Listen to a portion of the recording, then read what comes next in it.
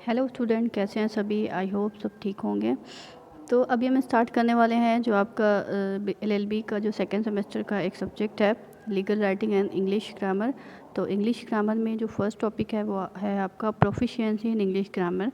तो इसमें आपको प्रॉपर सारी चीज़ें जो रिलेटेड है इंग्लिश ग्रामर से, सारी चीज़ें आप लोगों को पढ़ना है, तभी आप प्रोफिशिएंट बन पाएंगे। तो हम स्टार्ट करते हैं इसको बिल्कुल बेसिक से। तो सबसे पहली जो स्लाइड है, पहली वीडियो है, उसमें आपको सिर्फ बेसिक ही देखने को मिलेगा। एंड नेक्स्ट स्लाइड से आपको यानी कि आप लोअर टू हायर तक जाएंगे। ठीक है, तो सबसे पहले हम स्टार्ट करते हैं जो हमारे बेसिक टर्म है, alphabet, word, phrase, clause, sentence, ये सारी चीज़ें वैसे तो दिखने में बेसिक हैं, बट बहुत सारी चीज़ें ऐसी हैं जिसमें कन्फ्यूजन होती है। तो हम एक एक करके समझ लेते हैं। सबसे पहले क्या है, अगर हम इंग्लिश की बात करते हैं तो हम सबसे पहले आते हैं अल्फ़ाबेट पर। अल्फ़ाबेट क्या है? ग्राफिकल रिप्रेजेंटेशन जिसके थ्रू हम इंग्लिश लैंग्वेज सीखते हैं या पढ़ते हैं। तो अल्फ़ाबेट हमारे 26 होते हैं। ठीक है, ये सभी को पता है, A to Z 26 होते हैं। और अल्फ़ाबेट हमारे कैपिटल लेटर में भी होते हैं और स्मॉल लेटर में भी होते हैं। पढ़ने में इनका जो भी है सेम है, बट लिखने में, राइटिंग में जो ग्राफिकल रिप्रेजेंटेशन होती है वो थोड़ा सा चेंज होती है। ठीक है, capital letter, small letter. Next आप आते हैं, हमारे जो इंग्लिश अल्फ़ाबेट है वो है तो आपका 26, बट पहले जो इंग्लिश थी उसमें आपके 23 ही अल्फ़ाबेट थे। बाद में इसमें 3 लेटर और जोड़े गए हैं।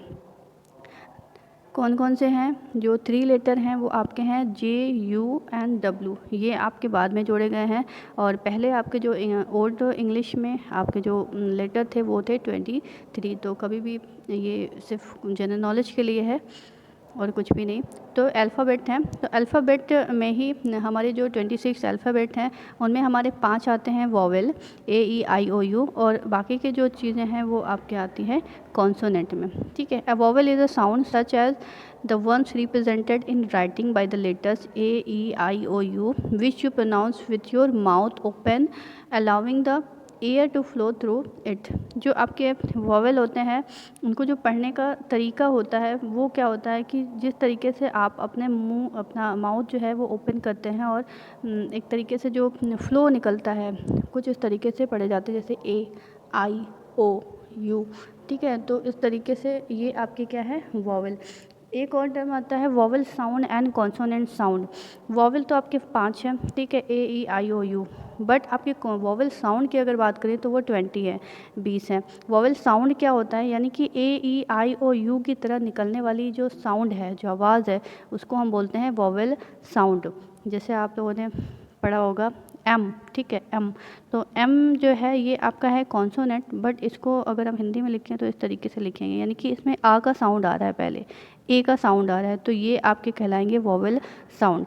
तो आपके जो वॉवेल साउंड हैं वो आपके 20 हैं वॉवेल साउंड। जो आप ये नहीं बोल सकते कि AEIOU ही आपका वॉवेल है, बट आपके वॉवेल साउंड जो है वो आपके कॉन्सोनेंट लेटर के साथ भी आपके वॉवेल साउंड आ सकते हैं।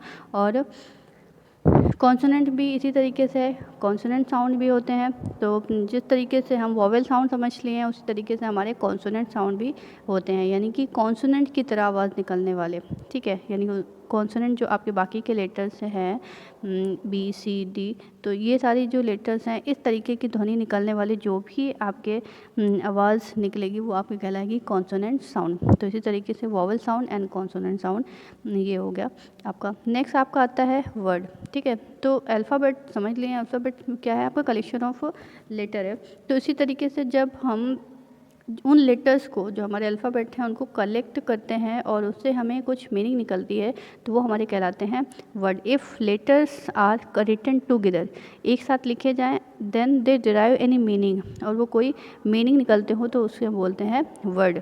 ठीक है, जैसे आपके, ठीक है, CAT, कैट, तो ये अलग अलग लेटर है, इसको हम कलेक्ट कर दिए तो ये हमारा बन गया वर्ड। ठीक है, लेकिन कुछ एक्सेप्शन है जो कि हमारे दिखते तो लेटर है बट जो है वर्ड, जहाँ पे कलेक्शन नहीं है लेटर का, बस उसको हम बोलते हैं वर्ड। जैसे आपका आ, ठीक है, ए, एक, आ मीन्स एक, आई मीन्स होता है मैं। ठीक है, तो ये आपका क्या है, वर्ड है। ओ, ये आपका वर्ड है। तो ये आपके एक्सेप्शन में आते हैं। नेक्स्ट जो टर्म है वो है फ्रेज। फ्रेज किसे बोलते हैं? तो फ्रेज क्या है? A group of words that are use together, यहाँ पर हम बात करते हैं ग्रुप ऑफ वर्ड्स की, यानी कि कुछ वर्ड्स को जब हम कलेक्ट करते हैं, कुछ वर्ड को जब हम कलेक्ट कर देते हैं तो वो हमारा बन जाता है फ्रेज। ठीक है, सेंटेंस में भी हम कुछ ऐसे ही बोलते हैं, ये collection of word called sentences, but sentence का एक प्रॉपर स्ट्रक्चर होता है, फ्रेज में प्रॉपर स्ट्रक्चर नहीं होता है, कभी कभी कंप्लीट मीनिंग भी नहीं होती है। यानी कि हम वर्ड्स को कनेक्ट करके चीज़ों को समझ लेते हैं, बट वो ग्रामेटिकली ठीक नहीं होता है, सही नहीं होता है, और उसमें कंप्लीट सब्जेक्ट और वर्ब नहीं होता है। जैसे एग्जांपल में दिया हुआ है फर्स्ट ऑफ ऑल। ठीक है, फर्स्ट ऑफ ऑल तो ये क्या है, कलेक्शन ऑफ वर्ड है, बस इसमें सब्जेक्ट वर्ब ये सारी चीज़ें नहीं है। तो ग्रुप के समूह, ग्रुप का एक ऐसा समूह जो आपस में ज्वाइन किया गया हो और इसमें कंप्लीट मीनिंग ना हो, कंप्लीट स्ट्रक्चर ना हो, तो उसको हम बोलते हैं फ्रेज।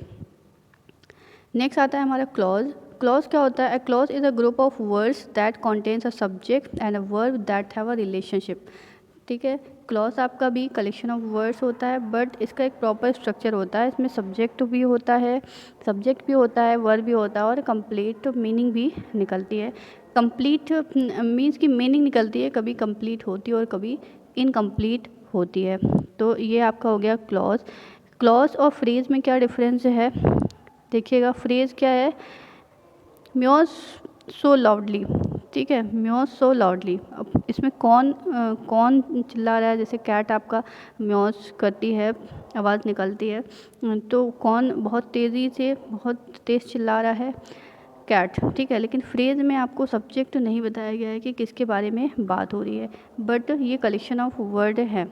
ठीक है, तो इसको हम बोलेंगे फ्रेज। उसी जगह पे क्लॉज की अगर हम बात करेंगे तो क्लॉज में हमारा सब्जेक्ट भी होगा और वर्ब भी होगा। That cat meows so loudly, ये स्पेलिंग थोड़ा सा इनकरेक्ट हो गई है, that cat meows so loudly. तो ये है हमारा एक क्लॉज। ठीक है, ये हमारा एक सिंपल सेंटेंस भी है और एक क्लॉज भी है। ठीक है, अभी हम बता देंगे कि आपका एक क्लॉज और एक सेंटेंस में क्या डिफरेंस है, या इसको इस तरीके से लिख सकते हैं, that cat meows so loudly when she wants to eat. जब उसे खाना चाहिए होता है तो वो बहुत तेज़ चिल्लाती है। तो यहाँ पे देखिएगा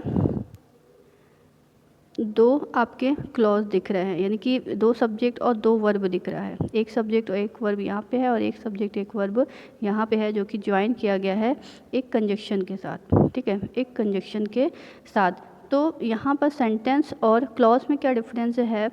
क्लॉज आपका एक सेंटेंस में आपके दो क्लॉज हैं। ठीक है, एक सेंटेंस में आपके दो क्लॉज है, बट ये पूरा जो पार्ट है वो आपको कहलाएगा सेंटेंस। ठीक है, तो क्लॉज आपका क्या होता है? जहाँ पर सब्जेक्ट हो, वर्ब हो और मीनिंग निकल रही हो, कुछ रिलेशनशिप हो उनके बीच। तो क्लॉज भी आपके दो टाइप के होते हैं, dependent clause and independent clause.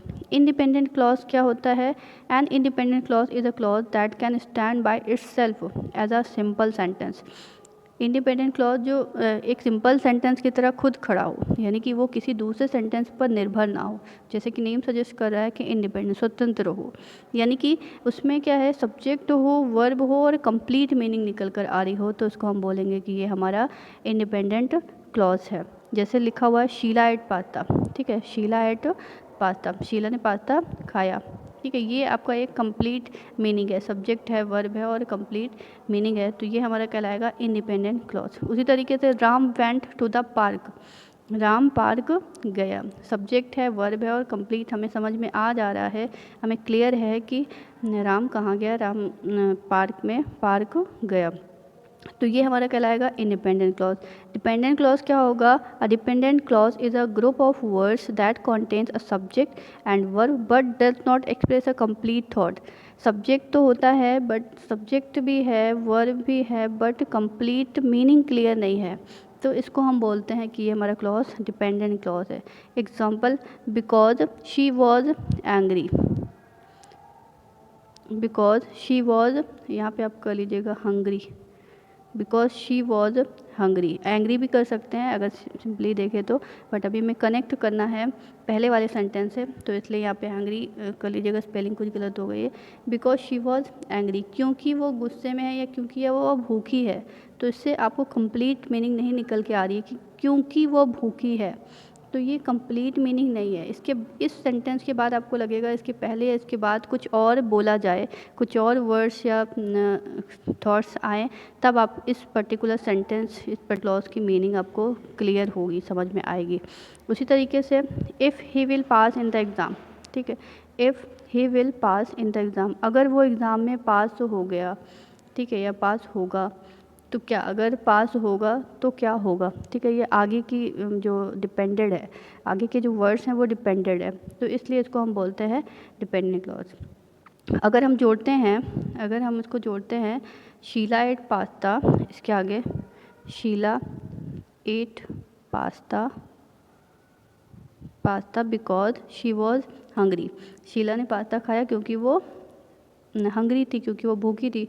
तो यहाँ पे आपको दो क्लॉज दिख रहे होंगे। अगर सिंपली सिर्फ इसकी बात करते हैं तो इसमें सब्जेक्ट है, वर्ब है, और कम्प्लीटली समझ में आ रहा है कि शीला ने पास्ता खाया, ठीक है। लेकिन अगर हम सिर्फ बोलते हैं बिकॉज शी वॉज एंग्री, क्योंकि बिकॉज शी वॉज हंग्री, क्योंकि वो भूखी थी, ठीक है, तो क्योंकि वो भूखी थी, ये अगर हम अलग से बोलते हैं, सिर्फ इतना ही बोलते हैं, तो ये क्लियर नहीं हो, क्योंकि ये जो क्लॉज है ये डिपेंड है इस पर, ठीक है, तो ये डिपेंडेंट सेंटेंस इसीलिए इसको बोलते हैं। और क्लॉज और सेंटेंस में एक डिफरेंस भी यही है कि हमें एक सेंटेंस में दो क्लॉज हो सकते हैं, दो या दो से ज़्यादा भी क्लॉज हो सकते हैं, यानी कि वो क्लॉज आपका क्या है, पार्ट्स ऑफ सेंटेंस होता है।